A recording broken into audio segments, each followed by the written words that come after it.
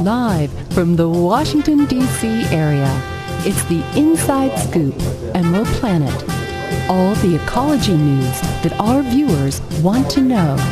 Now, here's your host, Executive Director of the Emerald Planet, Dr. Sam Lee Hancock. Welcome to the Emerald Planet as we come to you from Washington, D.C. in the United States, looking around the globe in 144 different nations, looking for the 1,000 best practices, the technologies, the services, and the products that are making a difference as we move through the 21st century.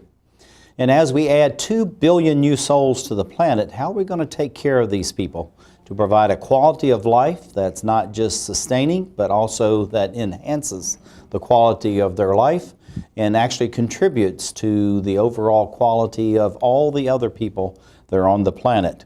So as you know, we're moving towards 2050 and looking at some of the best technologies and also the people that are making a difference. I have a gentleman sitting beside me, is Christopher Zaloff, who is the project director, also the founder of the Kenosis Project. And we're going to start off, Chris, I understand, with about a 2-minute clip on the film that you have. So why don't you go ahead and let's start that. And we'll be right back. Thank you.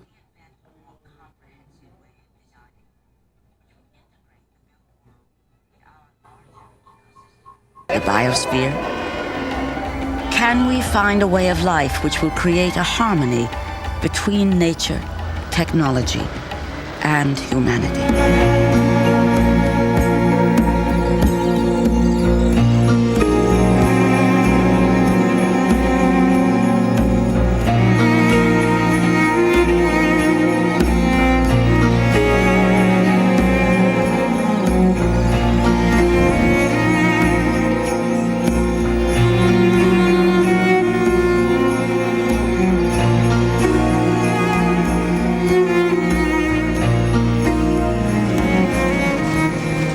During the Industrial Age, engines and fossil fuels exploded the limits of local ecosystems.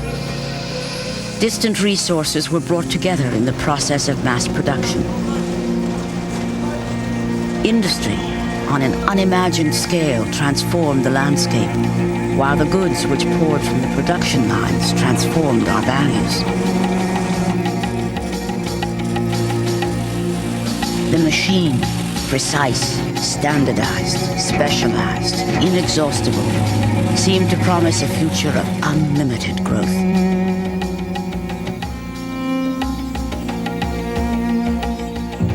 The environmental consequences of design seemed remote.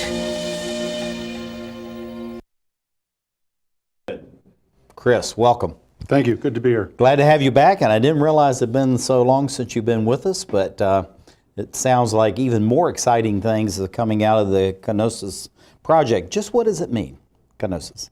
What does it mean? Well, it's a metaphor for going through the labyrinth of life to the throne room of advanced design intelligence. Kenosis was one of the first civilizations in the Western world. They built the first road, and they built the first throne room, and they built the first labyrinth. So we're using metaphors of the road, the labyrinth, and the throne room. Well, I think it's fantastic what you're doing, and this whole thing about designing cities, this is something that's been around since people moved out of the caves and started urban living in Mesopotamia and different parts of Africa and other areas. So what are we learning? What are we adding to this whole new pathway as we move through the 21st century to enhance the quality of life, but also to allow to really express ourselves from the design and concept mode? Well, cities are probably the oldest art form that humans have taken on collectively. It's a collective art form. And we've been doing it for about 8,000 years, if we can believe conventional historians. Some say longer. And of course, now cities are becoming more and more congested and more dense. And what has changed is we're into the 3rd generation of ecological design, and we can build cities that give back more than they take, rather than consume and linearly let the waste go away. We can be regenerative. Yeah. Well, the whole thing about this, Chris, is that we're really moving towards designing new buildings, new cities, new modes of transportation, new ways of producing food. And all of this actually in the urban areas. As you know, we're 54% globally as far as urban, and moving towards 70%. The U.S. is almost 80% as far as urban areas. So what do we need to think about as far as designing for the new city that's going to be with us as we move towards 2050? That's a big question, Sam. There's so many dimensions. I think part of it is learning from the past, ancient cities and how they were designed symbolically, and there was always a center to the city, and there was placemaking done, and you could find where you were in relation to the sun based on how the city was built. And the city was human scale. It was walkable, what we call the walk shed now. We've forgotten how to build cities in America, especially since the rise of the automobile culture. And we think cities are something we drive by on a highway, when actually there's a very intricate, dense, connective tissue that we need to access. And a lot of it is going back to ancient times, combining it with modern knowledge, what's called polytechniques. And there are so many examples that we can go into if you ask me questions. Well, you know, the whole thing about getting into all that, but, you know, looking at producing new goods, services, technologies, really centers upon this sustainability, that notion, and also the reuse of much of what we have. It's just like water. People think of the water when we turn it on from the tap, but it may have already been through 26 other cities before it ever comes to that tap within our locality. So how do we need to reposition but also rethink about the sustainability, use and reuse of whatever it is, either a natural good or something that's been manufactured? Good question. Well, there is no waste in nature. Waste equals food is one of the key principles. And the other principles is use solar energy, use photovoltaic, and use photons, turn photons into electrons. And then the other principle is promote biodiversity. So there's three key principles there.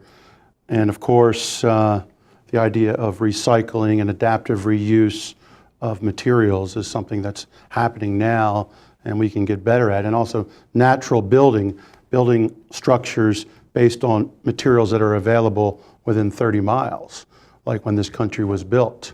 That's another movement that's happening right now that is a big challenge that we've forgotten about. Well, it's also, too, the whole thing of grow locally, eat locally, using the food, trying to use the water, and actually even within, you know, our homes, our apartments, our office buildings, actually extracting the humidity from the air, filtering it, and using it. So there's many ways that we can actually do that. And most of that, I think you would say, Chris, is really off-the-shelf technology. It's been with us for some time, and it's constantly being enhanced and improved. Yes, well, we're in the third generation of ecological design. This film that we showed before was made in 1995. So we've come a long way. It's almost 18 years. Right. And so we were asking the question back then, how can we invent a way of life that produces a harmony between nature, technology, and humanity? And that question is still with us. And so these technologies are around, but it's the philosophy of how we use it, it's the aesthetics of how we use it, and it's the design science of how we incorporate it into our buildings. Well, I think this is really, I like that term you use, the aesthetics and the design of that whole thing, because many times we forget about the aesthetics of it. We want something that's very functional, that's usable, that's in most cases, particularly in American culture, low cost. But yet, many times we forget about the design feature of that and how that not only enhances just the physical space that we're in, but also the mental and emotional. So in this new design paradigm that you're coming up with and other colleagues, how do we bring the spiritual, mental, and the physical all together so it's, it's one holistic life? We can't just snap our fingers, but it's a deep time understanding and it's a deep design understanding. Deep time, realizing the planet's been doing R&D for 3.8 billion years, so there's a vast library of natural processes to tap into. And deep design, there's 8,000, 10,000 years of human design that we can tap into and, of course, evolve ourselves. So it's a perspective that some people call the long now perspective that was featured in the film City 21. Right. Well, looking at the film that you had featured at Sundance, this ecological design, I'm looking at this, Inventing the Future, that really is a title that summarizes where we are as a society right now, is that actually we have to be inventing the future because we're adding 2 billion new people to the planet. We're going from, say, roughly 50% of the people on the planet in urban or rural areas to 70, 80%. The future is going to be very different than it is today. Well, there's an old saying from Alan Kay, one of the inventors of the Macintosh: the best way to know the future is to invent the future. So we have no choice, really. And the inventive process is something humans are naturally involved with, in the sense that we do invent ourself and we do invent our way of life, and that we can get better at it. And there's this vast history, as well as a library of knowledge that's all around us now, of course, on the internet. So how do you build cultures where inventing the future is the guiding meme, is the guiding force? That's a deeper question, because a lot of our culture, from a bureaucratic point of view, is about not inventing the future. It's about maintaining a status quo. Or staying back, or stepping back from where we are even today. And this is this clash of cultures that's going on around the globe right now, as far as the wars and rumors of wars. We're almost out of time. This goes very, very quickly. So looking at, what do you think the next steps are as far as the Kenosis project is concerned, and what do you see? And you only have about 40 seconds. Well, we're guiding people through the labyrinth, through the throne room of design intelligence, and we're using books, we're using films, we're using green design. Where I'm going now, I think, is towards memory theaters and using architecture and design to enhance intelligence, bringing in holographic type technology. And so architecture becomes also about evolving intelligence, collective intelligence, so we can move in an accelerated way towards a regenerative city and a sustainable civilization. And we have a long way to go, so I guess there's a lot of work to be done. A lot of work to be done, and as my grandmother always said, the good old days are today. So that really follows on to what you were saying earlier. Well, Christopher Zeloff, Project Director for the Kenosis Project, thank you for being with us. And thank you for being with us as we create the Emerald Planet. Too many women get hit by their boyfriends and husbands. Too many women are pressured into having unprotected sex. Half of the people in the world living with AIDS are women. It doesn't have to be this way. Together, we can change this reality. Let's strive for a world free of violence.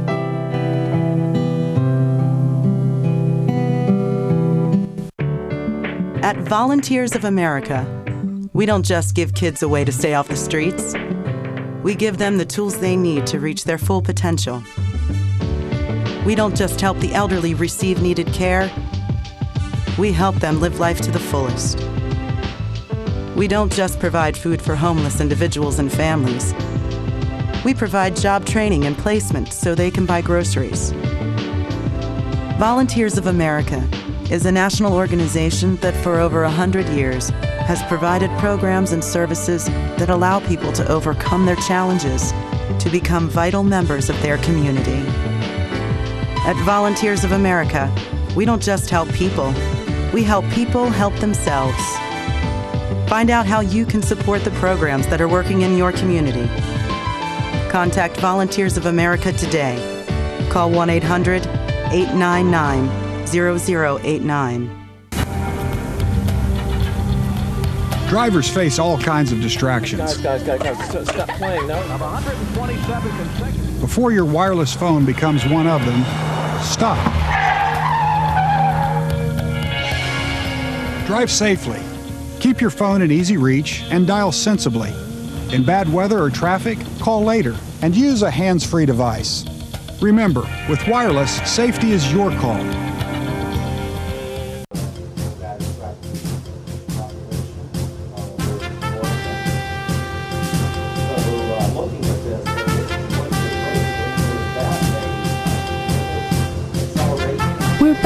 to the Inside Scoop Emerald Planet.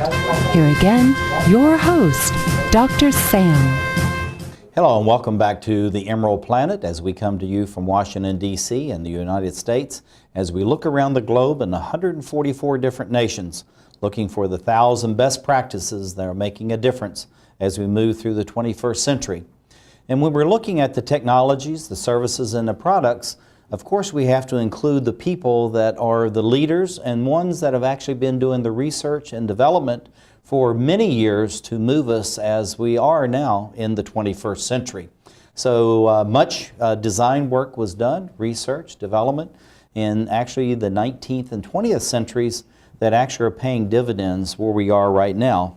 A gentleman that was actually very much involved for a number of years, I won't say how many, but he may share that with you, is Jay. He goes by J.B. Baldwin. He is the Senior Adjunct Professor of Industrial Design at California College of Art.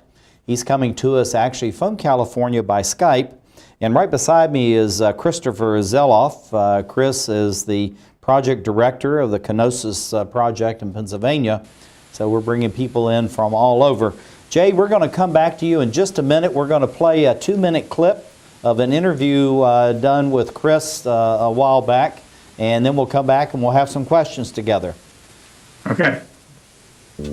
Stuart Brand came to me because he had heard that I read catalogs.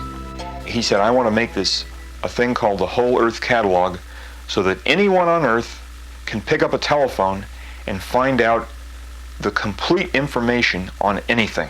He said, that's my goal. That if people have good information, they will do the right thing.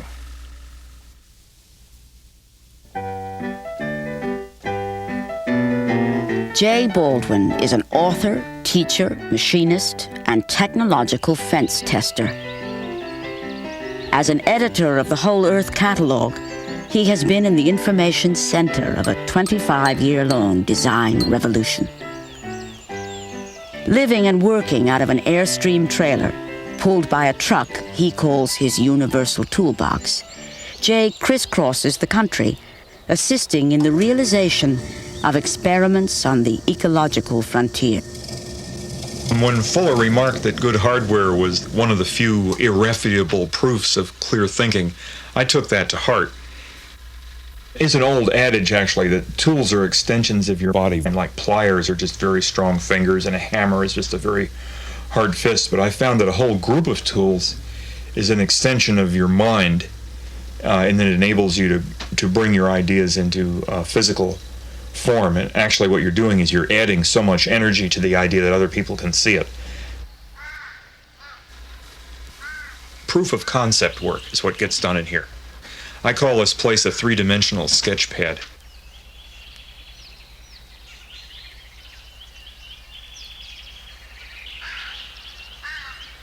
You find that not very many people are living their life the way you're living. And I look around me and I see very few people my age especially are living the kind of life that I'm living.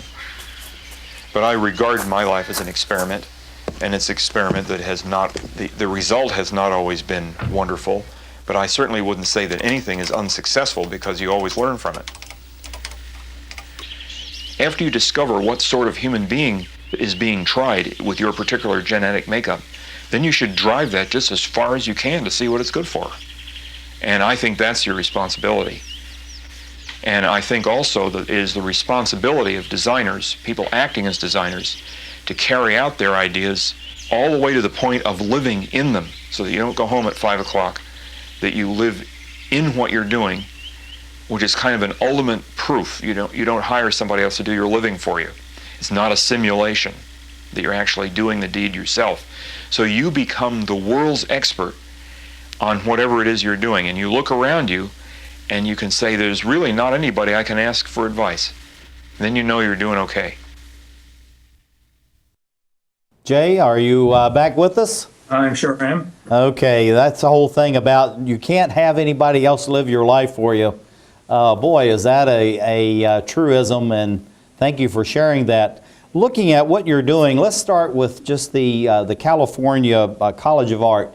What is it? What is it doing? And then we're going to move into our main topics for this television interview. Okay, the college where I've been teaching for 15 years, about 15 years, is more than 100 years old. And it used to be called California College of Arts and Crafts. And the rest of the faculty voted to take the crafts off the title, but I didn't vote for that, because I think crafts are the handcrafts are the balance of digeritis. When everything has to be digital. Well, I think you need both. Well, I think the whole thing about, and I love that one, the one photograph I really enjoyed of you is where you're standing up through the dome with the wire or the tin cutters in your hands. That is really tells a lot about your personality and your background. But how have you seen the changes of education, changes of design evolve over the 50-plus years that you've been active and involved in bringing about a sustainable world? Well, there's a lot more, a very big increase in the need for efficient use of materials and energy, especially, and time. And this is not universal yet by any means. But the companies that have paid attention to Amory Lovins are beginning to make more money than their competitors. And Buckminster Fuller used to say the best way to beat your competitors is to make them irrelevant. Well, and to be wasteful these days is irrelevant. Well, I think this whole thing, Jay, that you're talking about, the waste, this is something that's been brought into industrial design over the last 30, 40 years in order to reduce any kind of waste, whether it's the raw materials or the semi-processed goods that are going into it or just the human energy. So looking at how you design and how you're training the new generations, how do you design out of that the waste so it's not there in the beginning, and actually cause your students to think about the efficiency but also the human dimension of every aspect of design? Well, the way I teach is I make a big, from the very beginning, I make a big deal that we're just a part of a big system. And when you design something, you're designing it to take its place in that system. So you have to, if you were designing a boat, for instance, you'd have to find out who's living in the lake and what waves in the wake do to the shoreline, and that sort of thing, and whether the noise will affect the flora and fauna and the people who live around the lake. You really have to take care of everything that's involved. And what Fuller called, you have to think comprehensively and anticipatorily. And I found, and I think a lot of top designers these days have found, that this requires design to be done by a team. No one person can know enough to make a good design. Well, so a flexible, skilled, quick-thinking team is what does the deed. Well, I think this whole thing of collaboration really is the essence as we move through the 21st century. And really, Jay, as you know, it should have been incorporated into industrial, commercial, and residential design, you know, back in the 20th century. But what are some of the things that you learned from your early research? Because I know you've been involved in so many different things, but say from the 60s and 70s specifically, that you actually are now able to carry forward into the 21st century, there really may be some best practices that are applicable today. Well, I found that what you aim for, if you aim for the item that to make the item that you're working on, product or whatever, that you're working on, ideal in every respect, it's like saying you're going to, you optimize everything. You may pessimize the system, as Amory Lovins is fond of saying.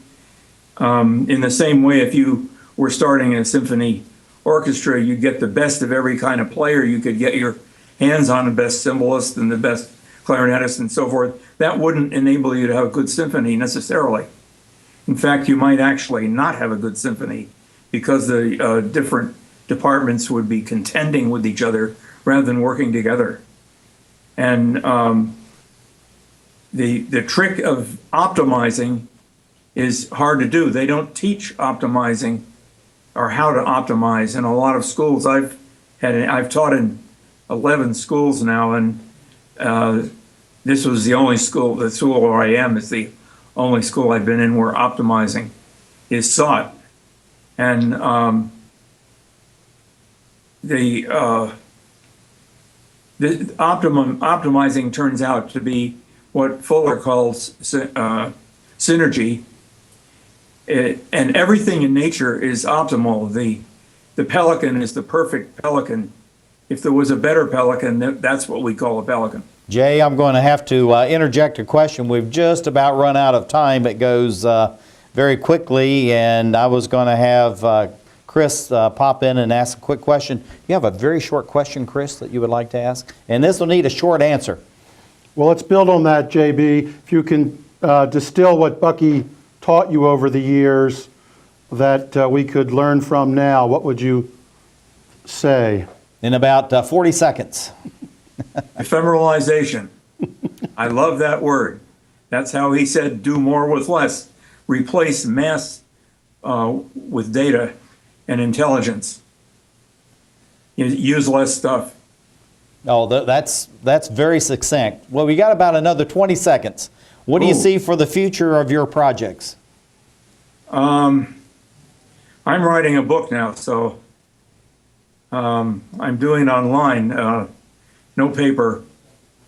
But I'm not going to put it in the cloud either, because there's no guarantee things in the cloud don't stay in the cloud, and you can't get them back. That's absolutely true. Well, Jay Baldwin, Senior Adjunct Professor, Industrial Design at California College of Art, thank you for being with us and sharing your years of experience and knowledge. And we'd like to thank you for being with us as we look around the globe and we create the Emerald Planet.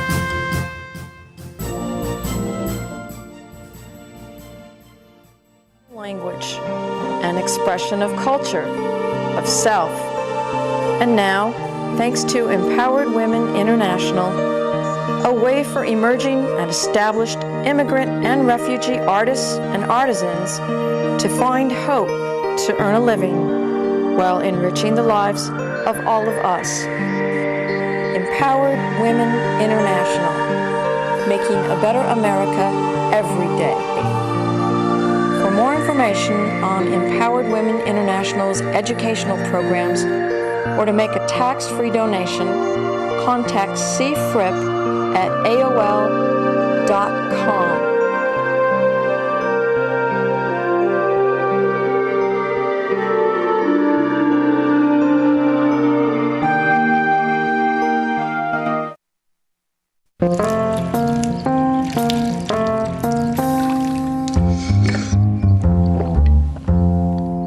Here, kitty, kitty.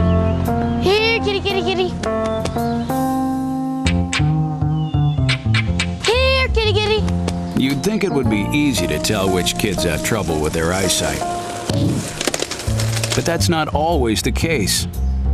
Even though 1 in 4 children may have a vision problem, eye doctors tell us the symptoms aren't always so obvious. We do know that 80% of all childhood learning is visual. And without good vision, kids can have trouble learning to read and may fall behind in school. For clues on how to spot the real-life signs of childhood vision problems and what parents can do, visit checkyearly.com. A public service message from the Vision Council of America, and reading is fundamental.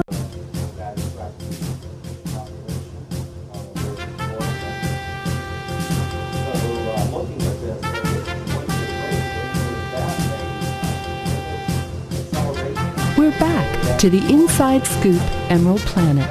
Here again, your host, Dr. Sam. Hello and welcome to the Emerald Planet as we come to you from Washington, D.C. in the United States. And we're looking at where we're going to be going by 2050, paving the way to 2050. What types of technologies, the processes, the products, the people, and the resources that we're going to be using throughout this time. Because the whole thing is to enhance the quality of life for the 2 billion new people as we move towards 9 billion souls on the planet. And how we're going to do that, and what some of the latest thinking and also the research and development that's going on around this design and sustainable development. We have Rob Fleming, who is a lead AP, a professor and director of the Masters in Science for Sustainable Design programs at Philadelphia University. He's going to be coming in from Philadelphia by Skype. And sitting with me is Christopher Zaloff, who is a program manager from the Kenosis Project. And Rob, we're going to be back to you in just a minute, but we're going to have a 2-minute clip of an interview that you did with Chris, and then we'll be back and we'll carry on our conversation. So we're going to cue up the 2-minute video.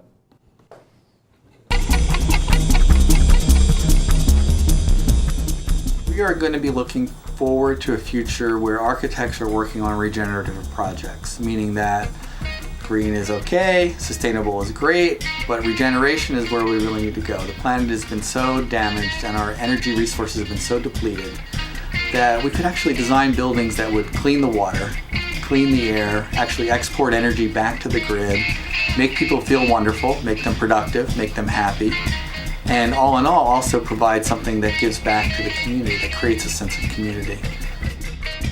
You are going to become sustainability experts. You're going to have to help other people make these decisions.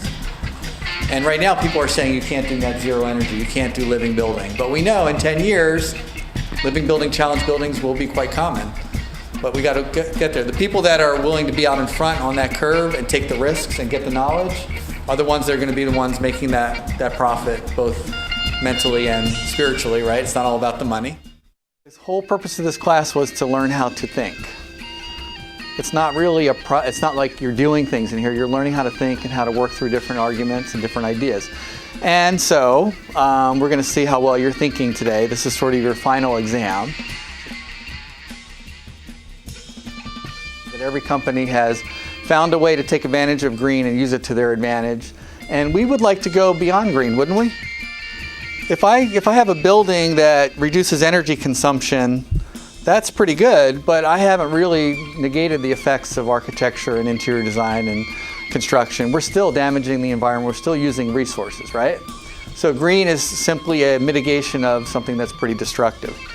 And what we'd like to do is look something more like this, where this is where we're heading right now. And we're still heading, by the way. If you saw the news yesterday, this U.S. put out more carbon this year than any year previously, even with a bad economy. So we know that we're heading in this way. We've done a lot of work talking about the impacts of carbon in the atmosphere and all of that. So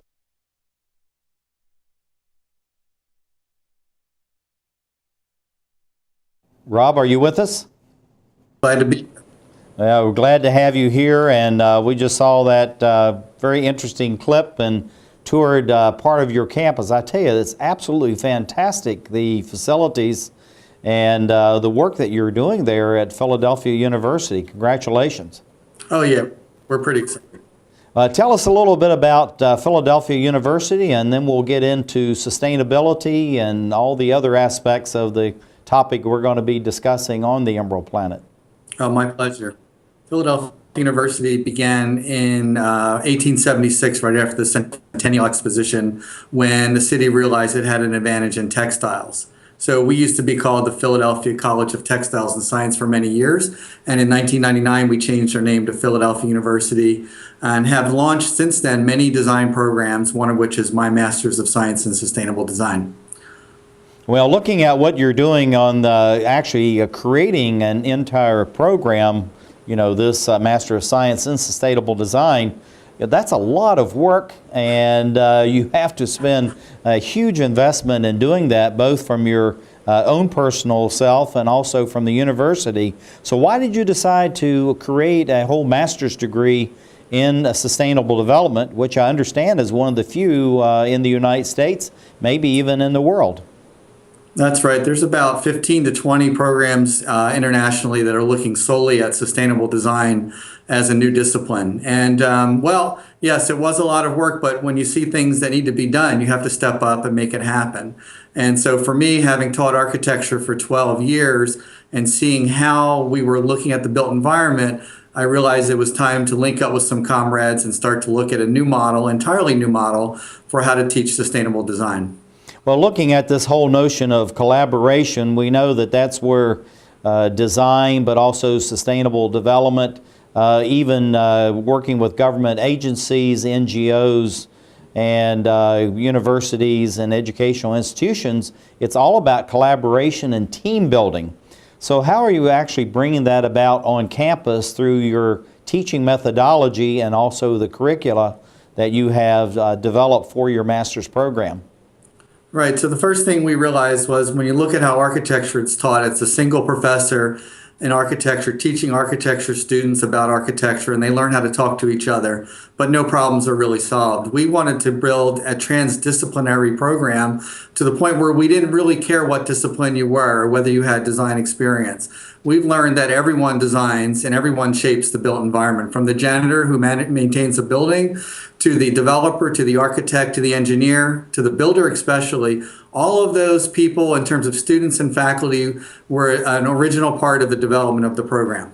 Well, looking at the design aspect, and I think this is something that people forget, is doesn't matter whether it's the security officer and the front door, the janitor, the food service, all these people are really critical to developing a design in a sustainable environment where everyone can thrive, not just exist. So what processes do you go through with your students and also with the other faculty members collaborating with you to make sure that they understand these principles, and actually there's a formal way to do that so it's not just spasmodic or it happens by accident, but really there's a methodology for doing this?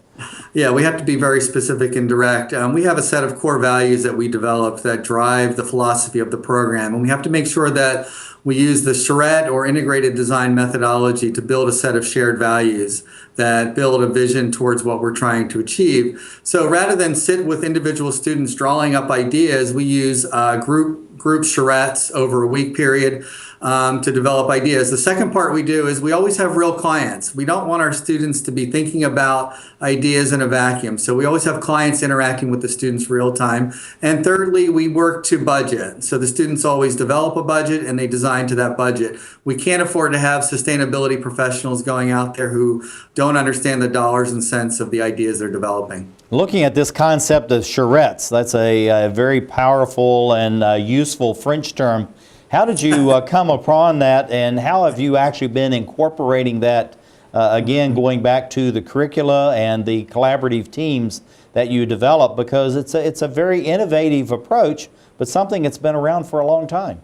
Yeah, it actually goes back to the old days of studios in Paris, France, where they brought the cart around to pick up student work. French word for cart is charrette. Students found they did their best work when they were on the cart, literally drawing at the last minute. So speed is a critical part of a design charrette. When you bring 30 or 40 people into a room, you've got to work quickly. You've got to pull the genius out of everybody as quickly as possible. So speed is one characteristic, and multidisciplinary is the second. And having no ego is the third, which is very tricky. I was going to say that's very tough. As you know, we have Chris here, Zeloff, who you know, the project director for the Kenosis project. He's here in case we happen to lose you or the others from Skype. But I'm going to let him interject a question, and then I'll come back to you after Chris's question and your answer. My pleasure. Well, I heard you're working on a book about the future of design education, and that's going to become a film, hopefully. Can you tell us a little bit about that? Well, it's funny, it's one thing to sit down and say you're going to write a book, but it's another thing to actually do it. So although I had the idea 3 years ago to get started, and books mostly start with irritation. You get irritated about a certain way that things are occurring, and you have an idea about how they could occur. You need to share that with the world in the most humble way possible and the most useful way possible. And it's been great trying to take some of those concepts and work with you, Chris, to figure out a way to bring that to video. I know you've made all these other great videos that you guys have already talked about. So we're looking forward to the book having impact. We've already sold 116 copies. Is that a lot? I don't think so. But are we excited about it? Absolutely. Well, the whole thing about it is just getting started. You know, the old Confucian statement, a journey of 1,000 leagues begins with a single step. And we just have to go out and make that single step. And that's something, Rob, that's evident from your professional career. You've been taking a lot of these first steps and doing much work. What do you see for the future of urban universities specifically? Because it's a rapidly urbanizing world with, they're saying by 70% of the populations will be in urban areas by 2050. Some nations like Brazil, it's already at 87%. What do you see for an urban university? And we have about a minute to go over that. I see a great change happening with urban universities. The age of the ivory tower, of the professor sitting up in the tower deciding what's best for the world, is really over. What you're going to be seeing in the next 10 years is faculty interacting with communities directly to help solve real world problems. And I guess that's one of the great things about being at the university that I'm at, is where we've kind of embraced that as a methodology. Well, you're sitting right there in the middle, and of course what you've tried to do is avoid that town-gown divide that, you know, classically has been between universities. The last question will be is, what are some of the best practices that you're evolving right now that may actually go into this new book, which I understand is Design Education for a Sustainable Future? Well, one of the things that we've done, you may have heard of something called a design jury, where students present to a very skeptical crowd and they receive criticism. We rejected that model as a way to build consensus and tried to find new methodologies to share the students' work in a celebratory manner, so that we can begin to move forward and look at a life-affirming process rather than a life-draining process. Well, I think that's absolutely fantastic what you're talking about, Rob. And the whole thing about design, it really is, Chris and I were talking about earlier, you need to bring it so it's not only just the physical, but it's also the mental and the spiritual that we involve in that. And I think as we move through the 21st century, this balance is becoming less important to many people, and they want to incorporate, again, the physical, the spiritual, and the mental in everything that we're doing. And that's all about what you're doing, Rob Fleming, who is the director of the Masters of Science for Sustainable Design program at Philadelphia University. Thank you for being with us as we create the Emerald Planet. I need a job. Necesito trabajo. I would like to speak English better. Me gustaría hablar inglés mejor. I want to be a U.S. citizen. Quisiera ser ciudadano de los Estados Unidos. For over 35 years, por más de 35 años, the Hispanic Committee of Virginia has been serving our community. El Comité Hispano de Virginia ha estado sirviendo a nuestra comunidad. Job training and placement, capacitación, ayuda para conseguir trabajo, education for children and adults, educación para niños y adultos, immigration, naturalization, and medical referrals, ayuda para los procesos de inmigración y naturalización y orientación sobre médicos, are a small part of what we do. Son solo una pequeña parte de lo que hacemos. For help, information, or to volunteer, para ayuda, información o para ofrecerse como voluntario, contact the Hispanic Committee of Virginia. Comuníquese con el Comité Hispano de Virginia, helping everyone participate more fully in American society. Ayudando a todos a participar plenamente en la sociedad norteamericana.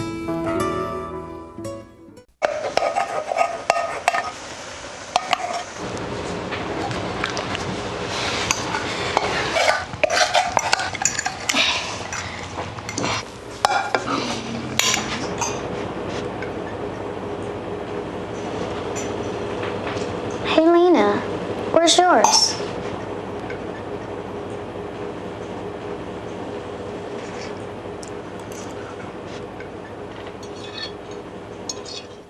Would you notice if you were missing half your kidney function? According to the National Kidney Foundation, 20 million people have chronic kidney disease, and 20 million more may be at risk and not even know it.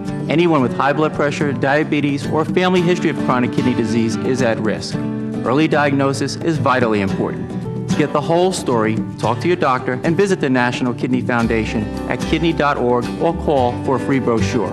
Because when it comes to chronic kidney disease, you might not know the half.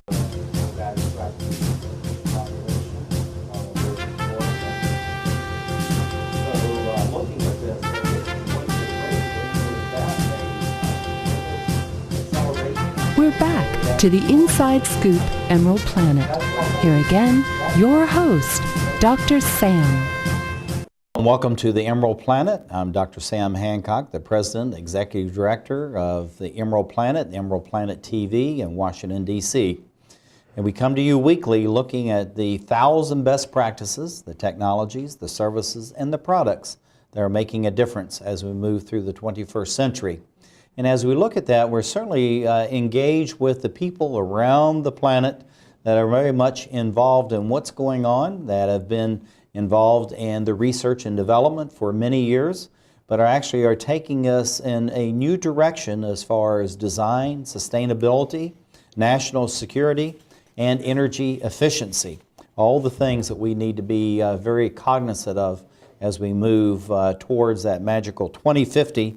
That may be the great divide of a planet at peace with itself, or where it'll be in turmoil and what we have to work on. We have a gentleman that's coming from us to us by Skype from Canada.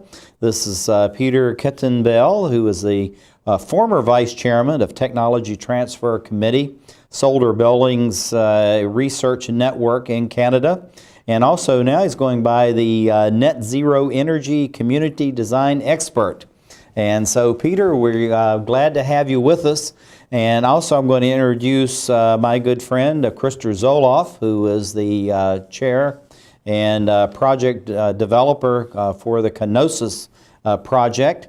And Peter, we're going to come back to you in about 2 minutes. We're going to play a clip of an interview that Chris had done with you in the recent past, and then we'll come back and have our conversation.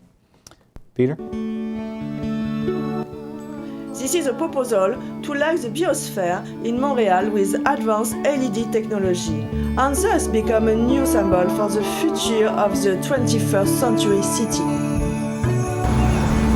The original structure that Buckminster Fuller proposed for Expo 67 was 400 feet in diameter. This particular structure is 250 feet in diameter. And it was built as the U.S. pavilion for Expo 67. And it was the only pavilion where the monorail actually went right through the pavilion. So behind us right here is where the monorail train came right through the pavilion here during Expo 67. Where Buckminster Fuller gave his entire life's work in daily seminars in the Forte Belvedere overlooking the Palazzo Medici in Florence, Italy. This was during the Second Renaissance Conference in 1978. So that you might say, to go back to your original question, that by 1978, which was 7 years later than my first visit here, I was more ready to understand what Buckminster Fuller had in mind with this structure. One of the most important aspects of Coxeter's and Buckminster Fuller's work is that it makes the fourth dimension visual and understandable.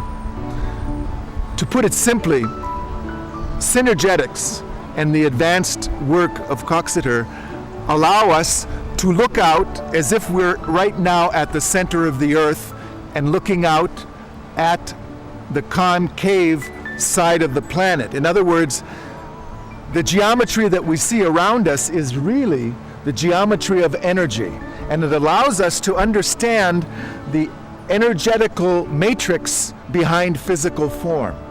And this really is the major contribution of Donald Coxeter and Buckminster Fuller together to the 21st century. It's to give us that fourth dimensional understanding and the capacity to be able to visualize it in a concrete manner. And as a technical issue, if you can move your camera down just a little bit so that you're full, there you go. Very good. And thank you for being with us all the way from Canada. That's my pleasure. Glad to have you here, and you've been able to see some of the television program that we've had. But looking at it, I want to start off, I just love your title, this Net Zero Energy Community Design Expert. Tell us a little about that. I mean, that's a long title. So I don't know if you get paid by the words or share us a little bit about what this means, and then we're going to get into the biosphere and all the other things that we're set to talk about. Well, at my age and with all my gray hair, I would prefer to be referred to as a senior sustainability advisor. However, I am obsessed with accelerating the critical path for implementing net zero energy design recipes. In other words, all the knowledge that we have right now to design, to create net zero energy buildings, net zero energy homes, and net zero energy communities. Now, these are communities where all of the buildings and the homes would be charging electrical vehicles. All of the wastewaters of the communities would be treated by plants using John Todd's proven techniques with his living machine. And these communities would actually not only create more energy than they consume, but they would also produce more food than they would consume. In other words, they would be net exporters, and they would have a very low environmental footprint on the earth. Yeah, we have a program that we developed about 6 years ago, Peter, within Emerald Planet. It's called the Power for Peace. And the effort of that movement is to allow families and local communities to be totally self-sufficient in food, water, and energy. And it seems like the thinking and the development work that you're doing up in Canada really reflects what we're talking about in these 144 countries that we're dealing with. But looking at the notion of being able to create more than what you're actually bringing into the community from the outside, as you know, we've been kind of import, use, and maybe export from that, and you're turning that whole paradigm on its head. So how do you look at people being self-sufficient, going net zero in all these different areas, and to be able to actually put back into the grid more than what they're taking out? Well, if you look at Katrina as the first example, and then Sandy as the second example, if we would have had a panoply of net zero energy buildings, institutional buildings, commercial buildings, and residential homes in New Orleans, the post-Katrina scenario would have been very different, because you would have had the production of energy, you would have had the capacity to purify water, you would have had a lot of food that was already being produced within this whole design scenario. So from a national security point of view, the scenario would have been entirely different. Well, I think as we look at the urbanization of the planet, what the United Nations Development Program has said by 2050, maybe 70% of the world's population will be urbanized. And as you know, Peter, if you look at the United States, it's already 80%, Canada maybe a little less than that, Brazil is at 87%, and so the world is already rapidly urbanizing. So how do we take these urban cores and to allow them to develop the types of technologies, products, and services they need in order to be self-sufficient, and then giving back to the rest of society, the 2 billion plus on the planet that lives on less than $1 or $2 a day? Well, Buckminster Fuller, way back over 30 years ago, 40 years ago even, identified regulations and the building codes, i.e. the plumbing codes, the electrical codes, as being a big obstacle for speeding up implementing very advanced renewable energy technology. Here in Montreal in the past 3 years, we passed a petition. We got over 29,000 signed signatures. These were not online signatures, these were hand signed, that were submitted to the city for the city to open public hearings and move towards modifying regulations so that we could have urban agriculture in this city. We have one of the largest organic rooftop greenhouses in North America here in Montreal, and they're called Lufa, and they deliver baskets to two of Montreal's most famous corporations. One of them is the Cirque du Soleil, and the other one is CAE, which is a very advanced aviation technology corporation. And they have many other smaller customers and restaurants, but when you put greenhouses on a flat roof, you double the energy efficiency of the building.